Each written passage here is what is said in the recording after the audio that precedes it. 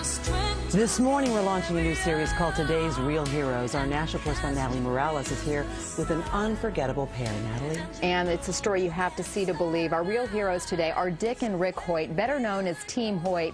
And if you haven't heard of them yet, be prepared. They're almost legends in their own right, and you'll see right now why they are heroes to so many. This is one of the greatest love stories of all time, a story of a father who climbs mountains and runs to the ends of the earth and back to give his son a better life, a life that transcends the limitations of his body. Rick Hoyt's fight started at birth 44 years ago when the umbilical cord was wrapped around his neck. He looked beautiful and he was strong and he was laying on his stomach, and I thought he was doing push-ups. But what it was, he was having spasms. The doctors told Dick and Judy Hoyt that their son had cerebral palsy and would never be able to walk or talk. They said, forget Rick, put him away, put him in an institution. He's going to be nothing but a vegetable for the rest of his life. And we said, no, we're not going to put Rick away. We're going to bring Rick home and bring him up like any other child. So when the Hoyt family went to the beach for a swim, Rick went too. He'd sink down to the bottom and he'd look up and start laughing. He played street hockey. We'd just get a stick and push him in a chair and hold the stick for him. We did everything with him that we did with the other two boys. And Rick responded. And you look in his eyes, and he was looking right at you, and you could tell that he understood everything that you're talking about. But it wasn't until he was 12 when Rick found his voice, called the Hope Machine, a computer system created by a team of Tufts engineers. Hopefully people will look at me as an intelligent person and look past my disabilities. He could tell us exactly what he wanted, how he felt, you know, where he wanted to go. And it got him to go to school, and he got to be able to talk to a lot of other people.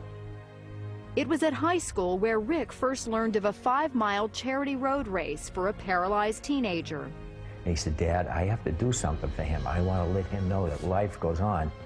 For Dick, who wasn't a runner, it was a call to action as a father. Rick told me, he said, Dad, when I'm running, it feels like my disability disappears. And that was all Dick needed to hear. Now, at the age of 66 and 44, Dick and Rick have run 950 races, 60 marathons, including their 25th Boston Marathon this year. They even started doing triathlons, competing in 6 Ironmans, the ultimate test of strength and endurance. All the way, Dick pulls, pushes, and carries Rick's 110-pound frame over the course of the 2.4-mile swim, 112-mile bike ride, and 26.2-mile run. So on this day, we're going for a leisurely stroll. This is a slower pace than you two normally go, right? Oh, this is a nice pace, too. It's a good break. But they don't slow down for long. As long as we're still having fun, we're enjoying it, and we're healthy, we're going to continue doing it. But it's Rick's achievements on the sidelines that are most awe-inspiring. I may be disabled, but I live a very fulfilling life. Not only did Rick graduate from high school, but also from college, earning his degree from Boston University.